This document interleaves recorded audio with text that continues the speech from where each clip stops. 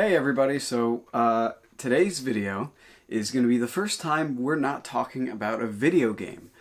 Today we're going to be talking about theories from Gravity Falls. And these are theories that have proven to be true, theories that we don't really have a definitive answer for. A lot of them are speculative, just what I found around the internet. I felt like now is the perfect time, especially with everything going on with the Book of Bill, among other things in the fandom. And Gravity Falls is something that I love so much. It's something that my sister and I really bonded over when we watched it together over a summer. So much so that before we get started, I wanted to show off.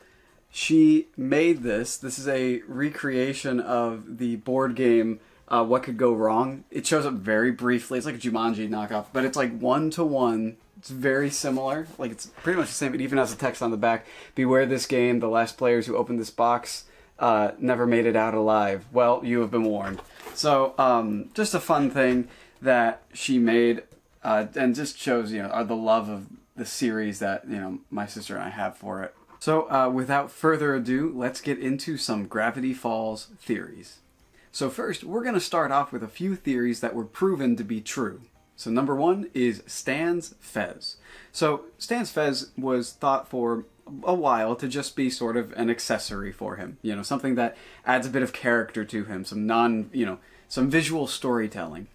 Until people noticed that the symbol on the front changed after the ordeal with the goat. So this is what led people to believe that it was something more important. People thought it had connections to Bill. People thought it was maybe something with the cult that wipes people's memories, that kind of thing. But we know that it actually is the symbol of the Royal Order of the Holy Mackerel. Now, we don't actually know, what exactly their MO is or what they do, but it's always satisfying to fans of a series like Gravity Falls when even the smallest symbols, they have meaning. It really adds a lot to the world. The real motives of the government agents. So the government agents that appear in Season 2, they can be seen throughout the series, or throughout the second season, that is, in the background of a lot of different shots, sort of just observing. Now, at first it was sort of vague, why they were there, what they were there for, until later in the season they revealed, and they were very upfront about,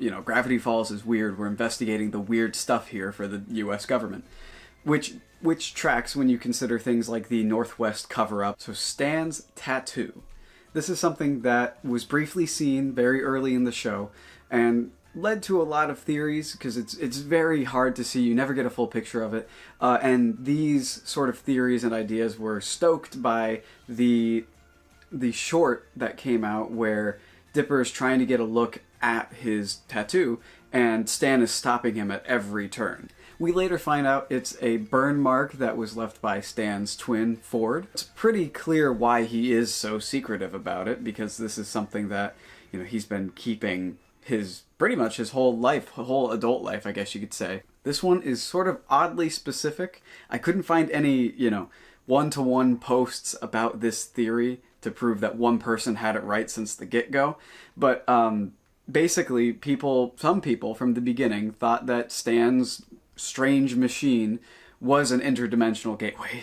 Especially with the fact that Stan he's one of those characters that puts on this facade of being a dumb, grimy businessman type, when in reality he can be very smart and very rational. There's a few examples throughout the show where his sort of true colors come through for a second, and then he puts back on this character.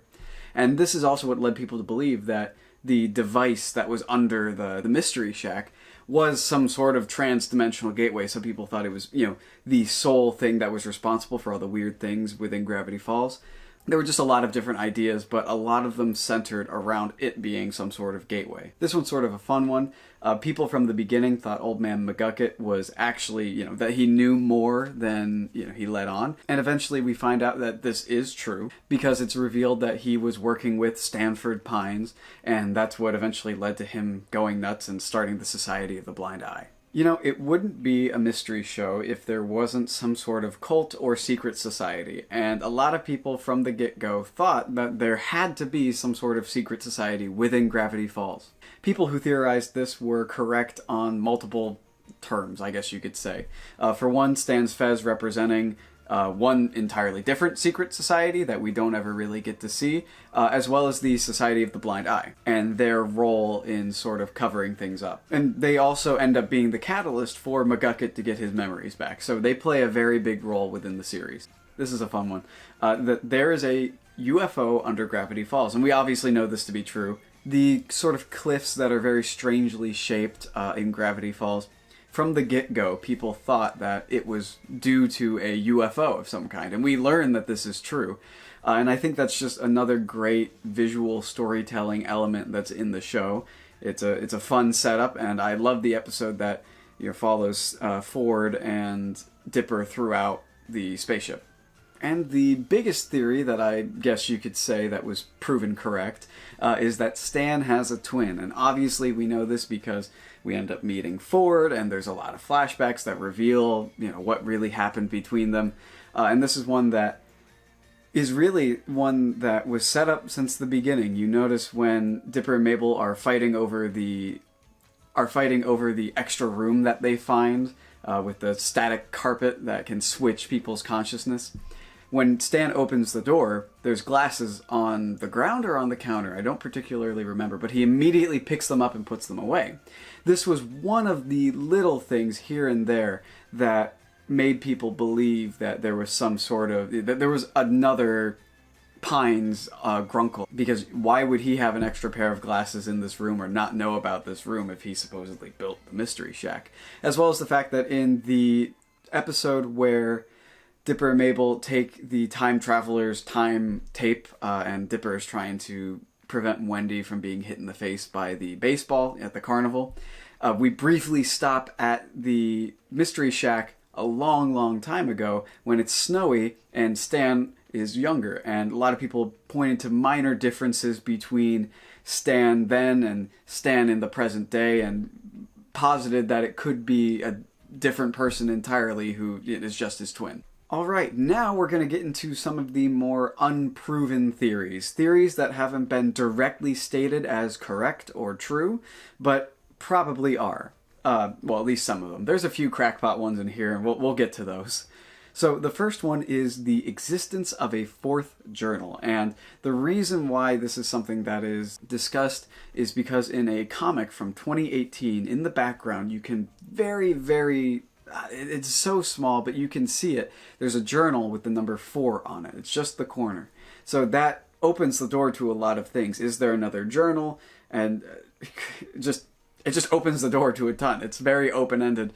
But there's so little substance with it that nobody knows if it's a legitimate copy or if it's a fake, or maybe Seuss is making fake versions of the journals and selling them, and this is just a copy somewhere. I don't know, but it just leaves it very open-ended. We're going to start with a few more well-known theories, sort of crossover theories, and that is that Gravity Falls is connected to Rick and Morty. So there was actually a period of time where Gravity Falls and Rick and Morty were being produced at the exact same time, and both creators, Justin Roiland and Alex Hirsch, actually knew each other. He told Entertainment Weekly, "We started putting little Easter eggs in our shows that sort of connected the two. Because the shows are owned by completely different companies, a crossover is very unlikely, so that's why it's still technically in the maybe category of them being related." So the most famous example, the one that you always see in relation to these shows being connected, is in the episode Society of the Blind Eye, where Stan loses his question mark mug, pen, and notepad into the vacuum portal. So earlier in the year, before this episode of Gravity Falls released, there was an episode of Rick and Morty called Close Rick Counters of the Rick Kind. Anyway, in the episode Close Rick Counters of the Rick Kind, so basically in this episode, Rick is accused of killing 27 other Ricks throughout different dimensions, and this leads to a whole big chase.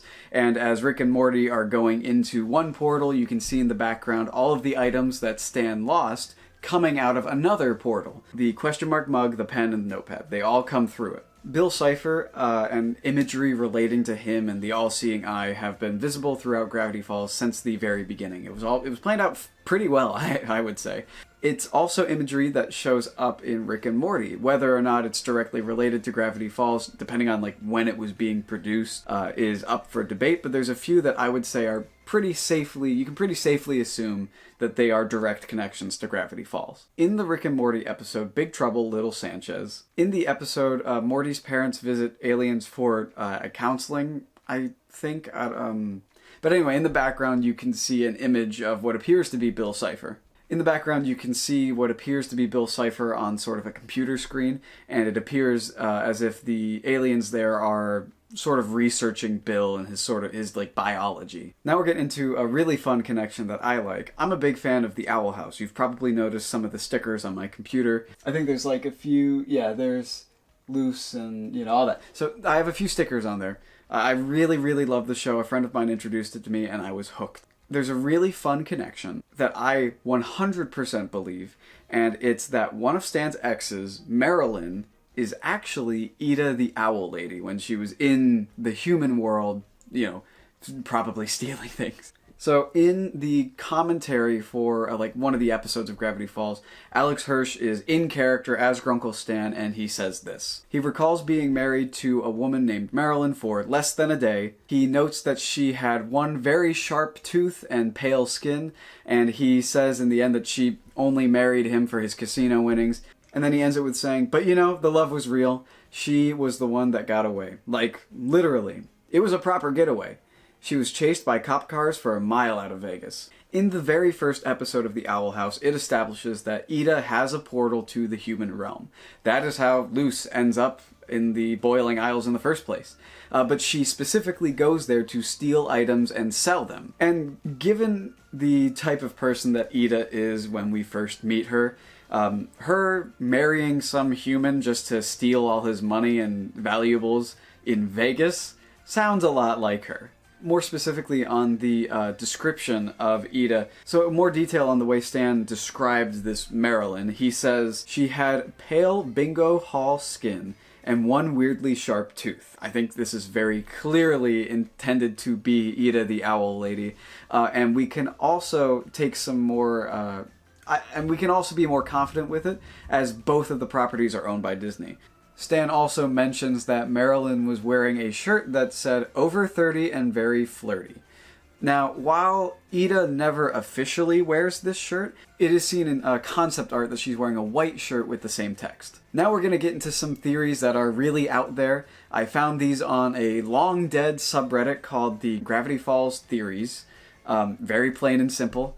These are from like years and years ago, so let's get into it. This is one I liked. It's the theory that the bottomless pit is the source of all of Gravity Falls' weirdness. I apologize if there is rain noise. It is storming here, and I'm lucky I have power. I'm doing this for all of you out there. All like 5 of you, but I love you. So basically the theory goes that the bottomless pit sometimes will send things to the Nightmare Realm, as Bill Cipher says in the journal that some of this junk ended up in his dimension. So this theory basically posits that it sort of is attracting all the strange occurrences to Gravity Falls. And they note that on Friday the 13th, nothing ever seems to disappear. And they basically take this to mean that on Friday the 13th, the gateway closes, no longer drawing in any more weirdness, and that allows the weirdness to spread across the world, which is why everyone feels that they are unlucky or something strange happens on Friday the 13th. There's not much like hard evidence to hold this theory up. I think it's an interesting one to think about, especially in sort of the the explanations for weirdness that happens outside of Gravity Falls. We know Gravity Falls is a hub for weirdness, so I like this idea of the bottomless pit almost being like a gravity well for it. This is one that when I read, it's a little circumstantial. However, I love it. The theory goes that Toby, the reporter, is actually a wax figure and doesn't remember.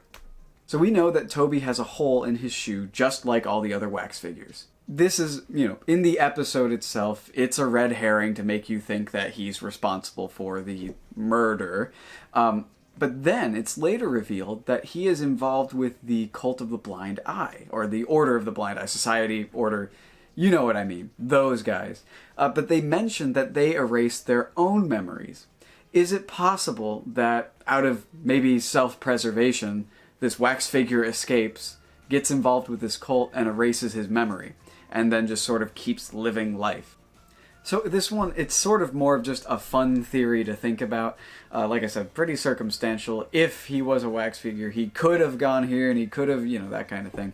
I wouldn't be surprised if, him having the hole in his shoe and then being part of this cult is sort of an intentional thing set by Alex Hirsch to make people think that he is, some sort of wax figure. But it's interesting nonetheless. This theory is a little more dark, but it kind of makes sense. Basically, it's just that Dipper and Mabel's parents are very emotionally distant, and there's enough evidence behind it. A lot of it is sort of cartoon logic that if it were applied to real life, yeah, they'd be emotionally distant, but it's a cartoon, so maybe it's not meant to be taken so seriously.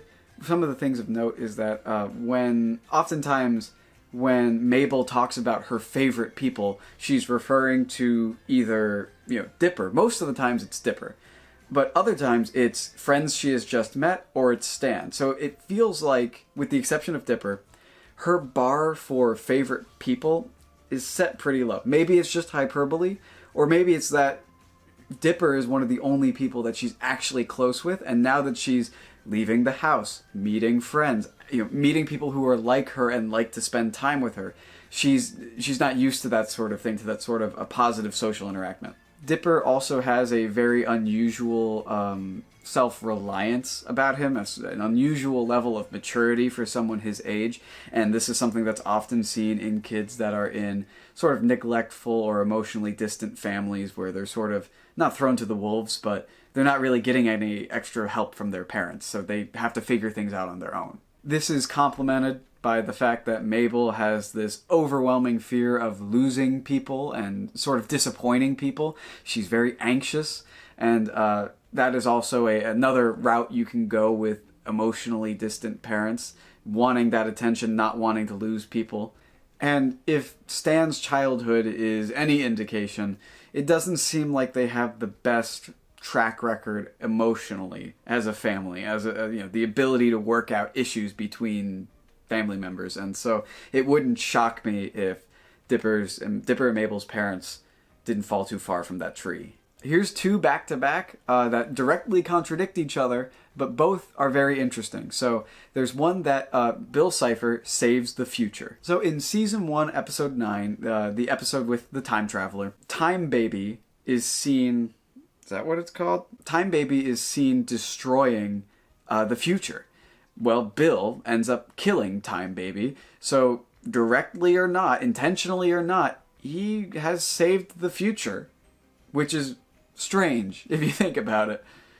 If he's this being of chaos, maybe that's his sort of way of messing with things. It's sort of more balanced that way. But he seems to be more destruction focused, so you'd think he'd want to team up with them, but I don't. And here's one that directly contradicts it. It's that Bill is the Time Baby. So in one of the books, Dipper and Mabel meet an axolotl that will answer one of their questions. Dipper asks for information about Bill, and this is what the axolotl says. 60 degrees that comes in threes, watches from within birch trees, saw his own dimension burn, misses home but can't return. Says he's happy, he's a liar, blamed the arson for the fire. If he wants to shrink the blame, he'll have to invoke my name. One way to absolve the crime, a different form, a different time. The last time we see Bill, he's mumbling gibberish backwards and he's losing, he's dying. When heard normally, it sounds like he's saying axolotl or spelling it out. So that begs the question, what is the different form in the different time that Bill is taking? Because he invoked the axolotl's name.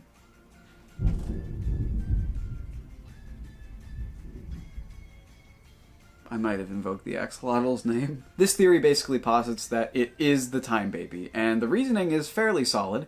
The Time Baby is a ruthless dictator, just like Bill. Well, just like Bill aspired to be.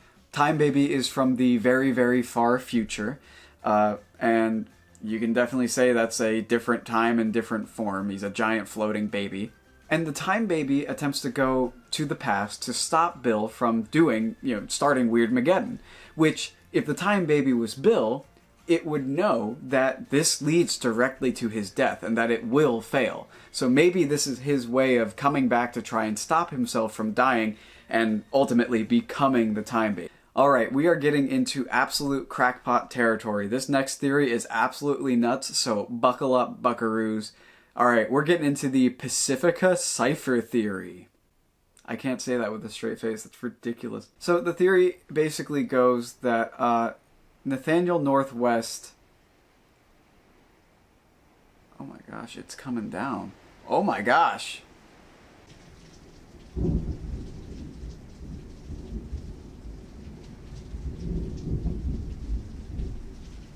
I'm going to apologize from here on out. There's probably going to be very, very audible storm noises. I am currently in the middle of a tropical storm where I live, so I apologize for that. Hopefully it won't be too bad. It doesn't seem to be getting picked up too much by my microphone. Who knows? Maybe it'll be nice ambiance for those of you who might listen to this. So I am so sorry in advance. So first, let's lay out the evidence, and then I think you'll see where this theory is going. So, we all know that Quentin Tremblay basically declared himself mayor of Gravity Falls. And then he probably didn't do much, and then he disappeared. Which we know because of the, the Northwest cover-up. Oh. Okay, well there it goes. So hi everybody, my power went out. So, I considered making this like a two-part video and just recording the rest and uploading it later, but the power came back on, and there's only one more theory after this really crackpot one, so we're just gonna thug it out, I guess. So anyway, we know that the reason that they came up with the Northwest Conspiracy was to cover up the fact that Quentin Tremblay was like the first mayor and founder of Gravity Falls. However, we know in reality that Nathaniel Northwest was nothing more than a town fool who was dirty and stupid.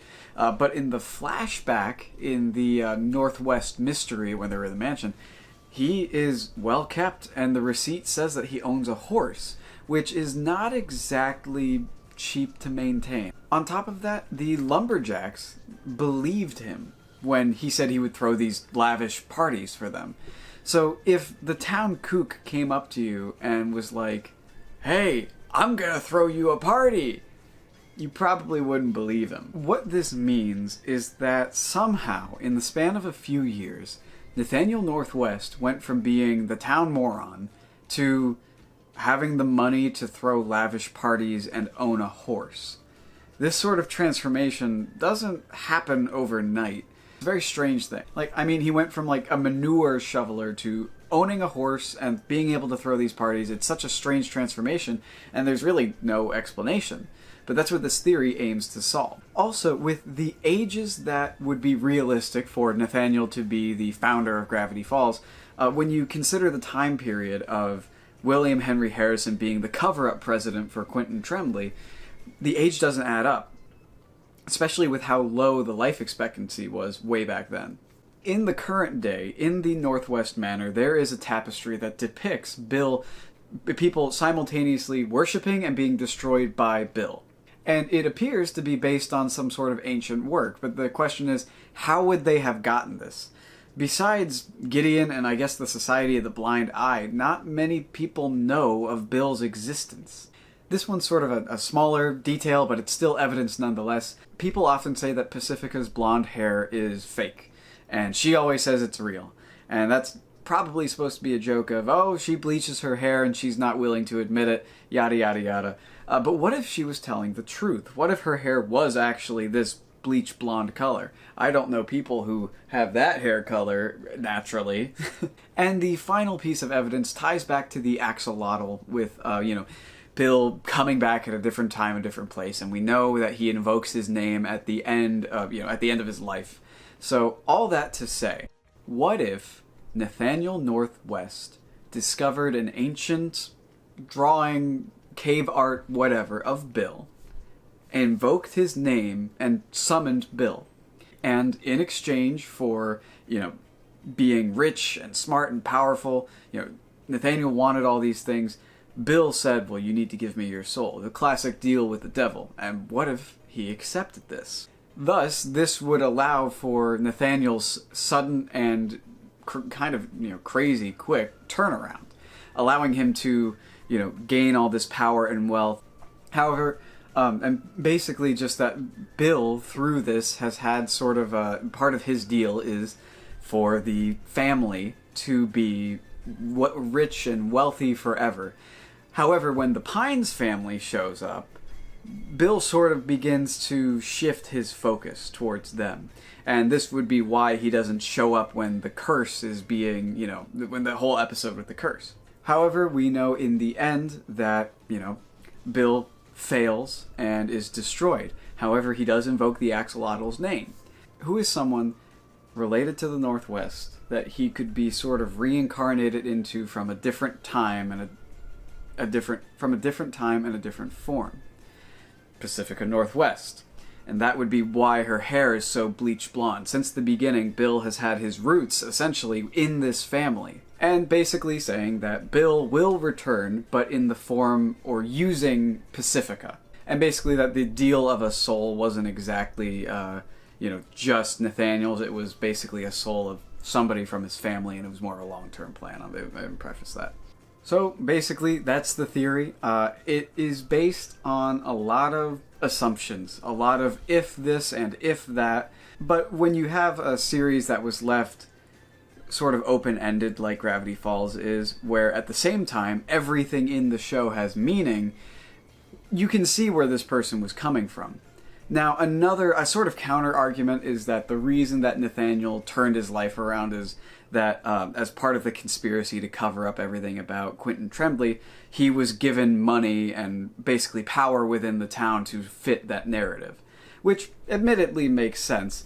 But another thing is, why would the, Northwest family immediately try to bargain with Bill when they encounter him? Unless they had some sort of connection to him, as well as the tapestry, so they may have been aware of him in some sense. But like I said, based on a lot of assumptions, a lot of, if he did this, if he did that, ultimately it would make for a great story, but I am afraid that that's probably all that it is. A good story. And that's going to be it for the Gravity Falls theory video. Thank you guys for watching it. I know this is, it's not a video game like my other videos, so I hope this is a nice change of pace. I hope you still enjoy it. I'm really excited to see where everything goes with Gravity Falls. There's so many great theories about, what is coming next. So many that I can't even keep track of. Let me know if you'd like me to cover more mystery-related shows like this, or if I should just stick to video games, or if I should do both. I really enjoy it. There are a few on my list are going over maybe some of the Telltale Walking Dead games, going over something like Over the Garden Wall, or even The Owl House to an extent. That show has a lot of good mysteries and connections to other shows. But really, I am always open to recommendations. I love getting comments, I love reading the comments, and I really appreciate it. Also, I post a lot on my community tab. That's really the only place I post outside of just videos in relation to my YouTube channel. So if you're looking for updates, if you're looking for polls, there's a lot there, so please check it out. So thank you guys so much for watching. I appreciate all of you so much. Like I said, I keep harping on about how grateful I am for this, but I am grateful and I love it. And so I hope you guys have a great afternoon, or like morning or evening, or whatever.